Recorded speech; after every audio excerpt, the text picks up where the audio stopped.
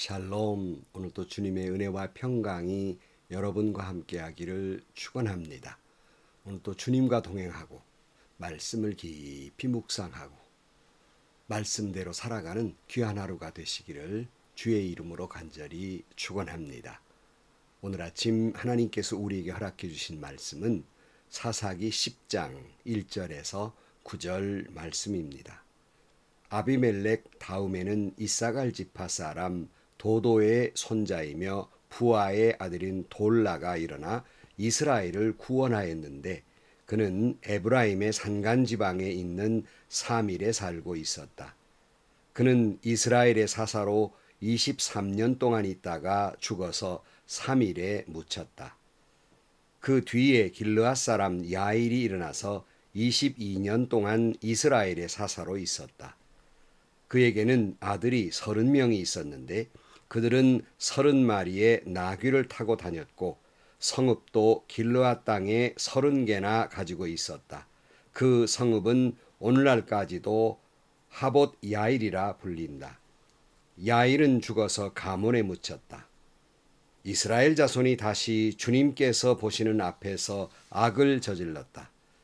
그들은 바알신과 아스타롯과 시리아 신들과 시돈의 신들과 모압의 신들과 암몬 사람의 신들과 블레셋 사람의 신들을 섬기고 주님을 저버려 더 이상 주님을 섬기지 않았다.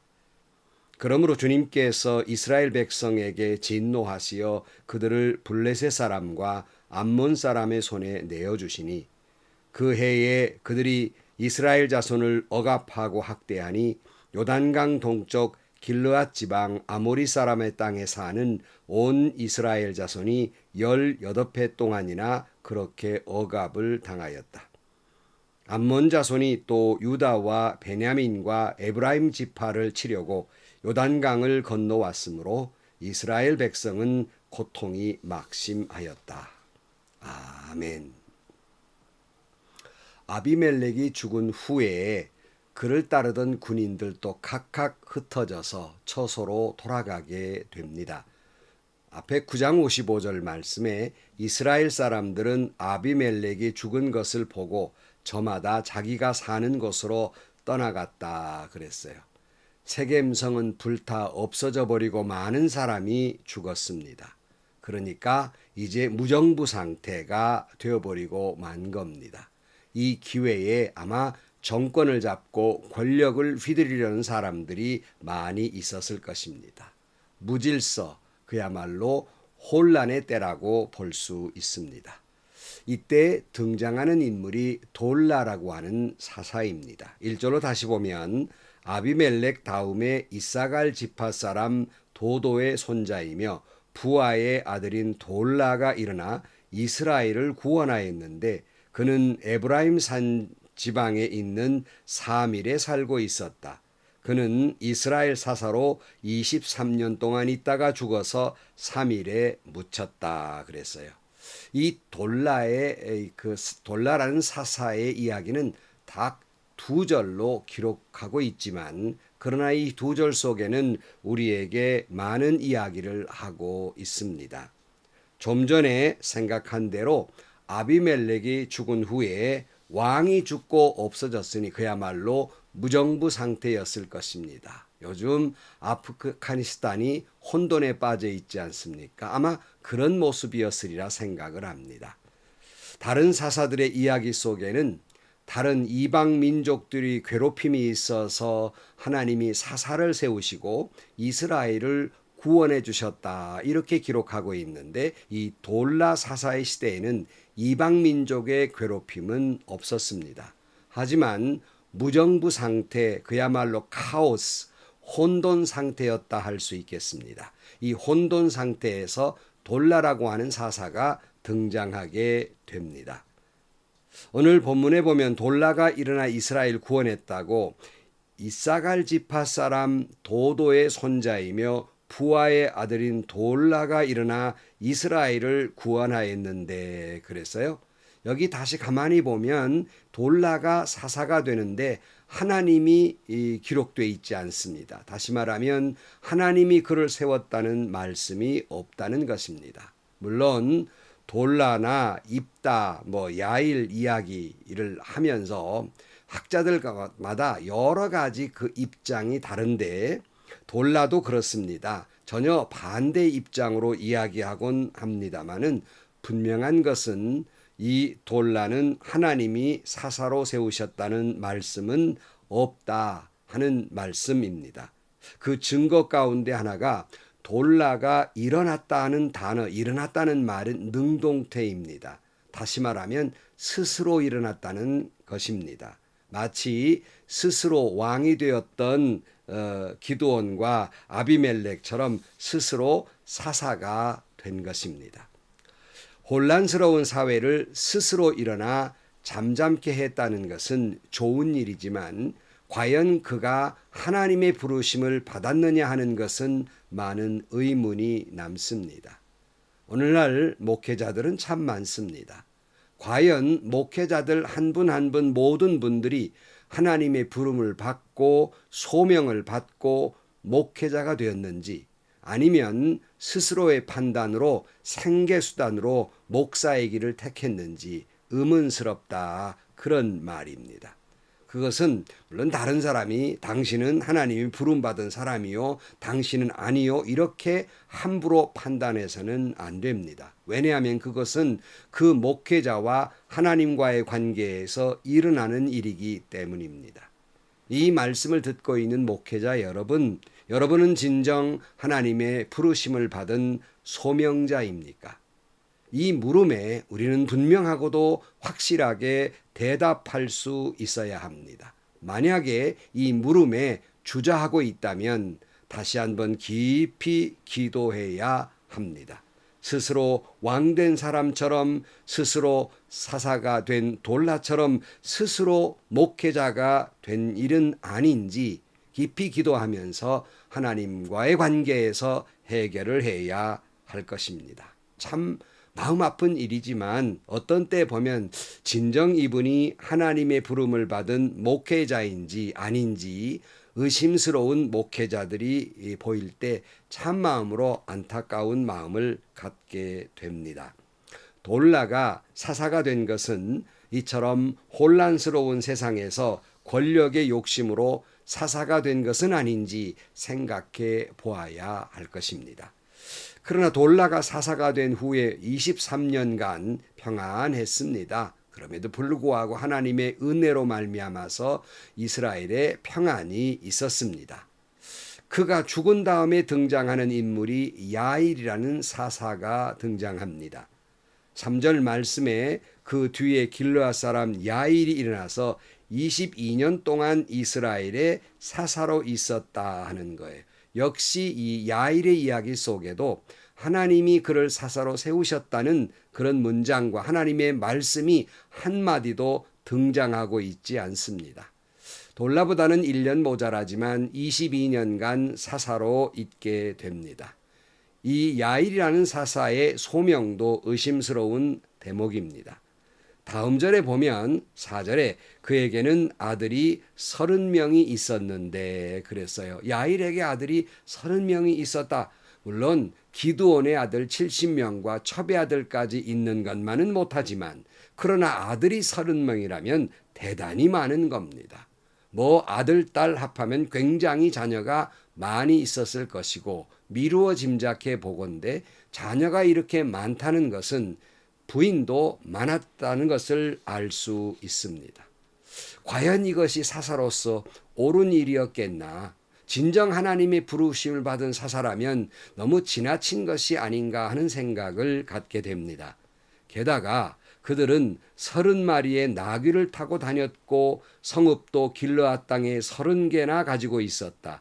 그 성읍들은 오늘날까지도 하봇 야일이라 불린다 그랬어요. 30명의 아들들이 그 30마리 나귀를 타고 다녔다. 요즘 말로 말하면 모든 그 아들들에게 고급 승용차를 다 사주었다는 말과 같고 이것을 생각해 보면 대단히 물질적으로 부유한 사람이라고 할 수 있겠습니다. 사사라고 해서 주의 종이라고 해서 가난하게 살라는 말은 아닙니다. 그러나 이 모든 것을 볼 때 지나치게 부유하다는 것을 알 수 있습니다.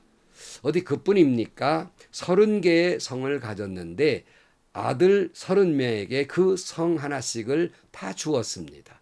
다시 말하면 권력을 나누어 주었다는 말입니다. 대물림으로 권력을 주었다는 이야기가 됩니다. 대물림의 이야기가 나와서 사사의 모습을 보면서 오늘날 목사님들이 교회를 대물림하는 것에 대해서 유감스러운 일들이 있습니다. 제 개인적으로 경험된 것은 좀 오래된 일이지만 온 나라가 들썩이 했던 서울에 아주 수만 명이 모이는 대형 교회에 대물림의 문제로 말미암아서 뉴스까지 나올 정도로 굉장히 요란했습니다. 부끄러운 얘기지만 제가 총회 정치부 서기로 있으면서 이 대물림 방지법을 총회장에서 그 법을 제안을 했으며 또 총회 임원 서기로 있으면서 대물림을 하지 못하도록 애쓰면서 막았던 일이 있습니다.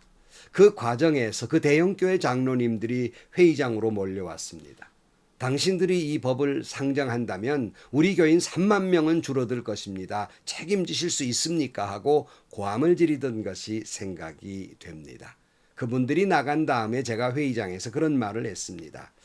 이 교회 장로님들이 말씀하시는 것 한편으로 이해되는 면이 있지만 만약에 이 법을 통과시키지 아니하면 3만 명이 아니라 한국 교회의 기독교인 300만 명이 줄어들 것이다 하는 말을 한 바가 있습니다. 다시 말씀드리지만 개인적으로는 그 교회의 사정과 형편이 이해되는 면이 한편 없지는 않습니다. 하지만 어느 교회 하나의 문제가 아니라 한국 교회의 전체 문제이고 그것이 교계와 사회에 미치는 영향이 너무 컸던 것을 우리가 생각할 수 있습니다. 제가 참 최근에 이 근방에 있는 어느 은퇴 목사님의 이야기도 들으면서 마음이 아팠어요.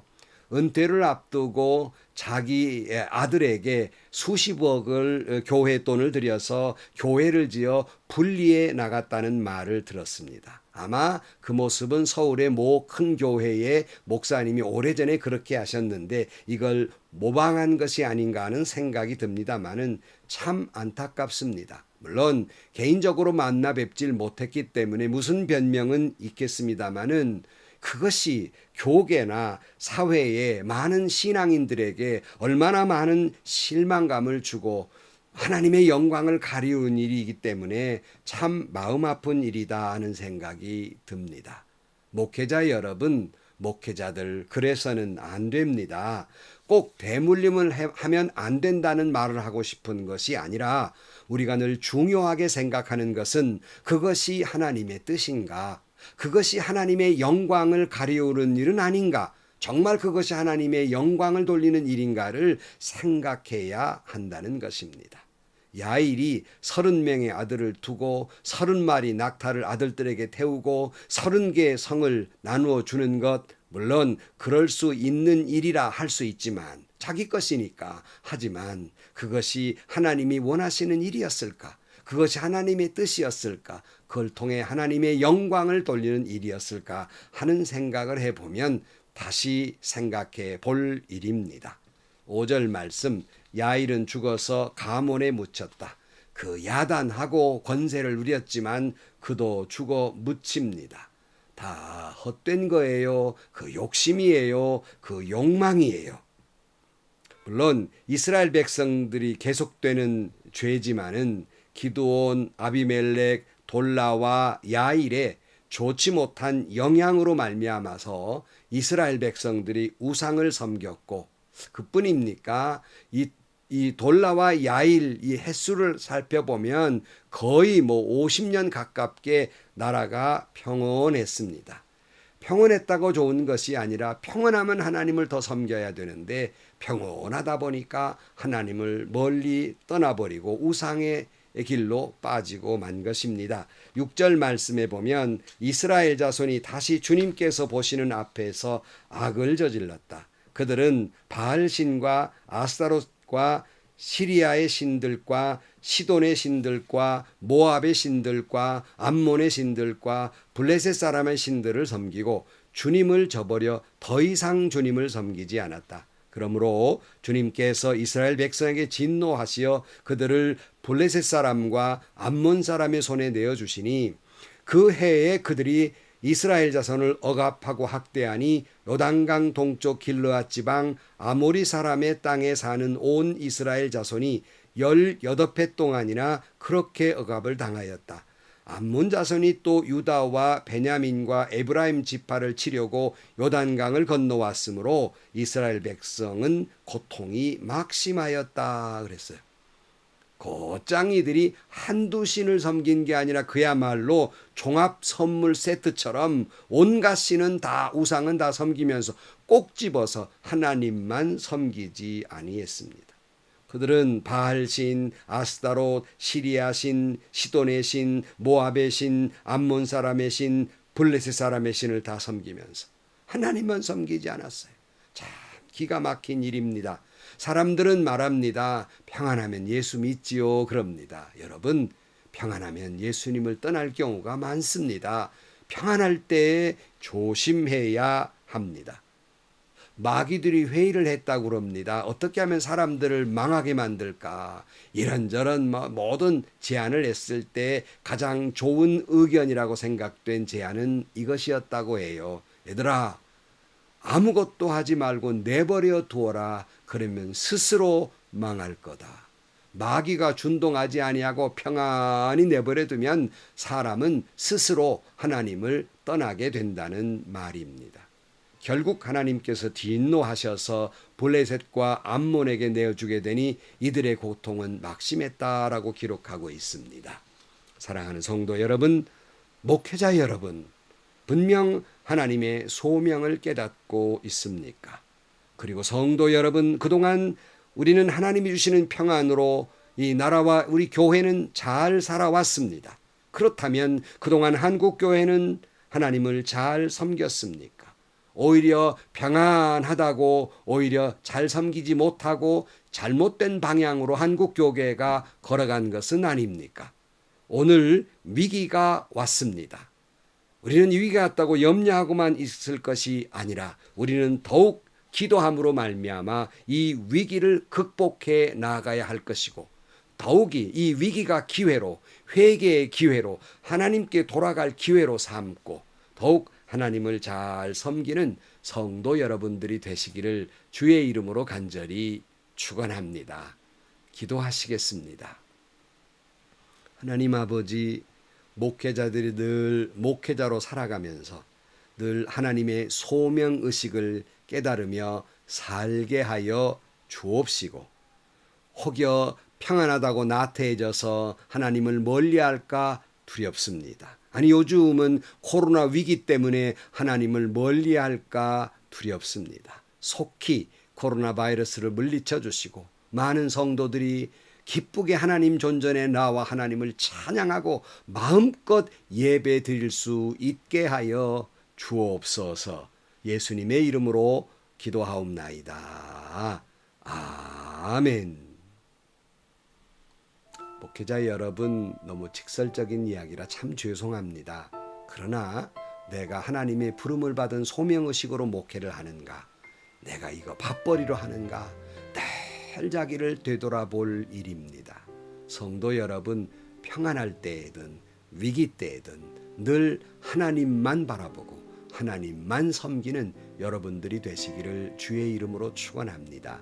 오늘도 행복하시고요. 오늘도 좋은 일이 가득한 하루가 되시기를 주의 이름으로 간절히 축원합니다.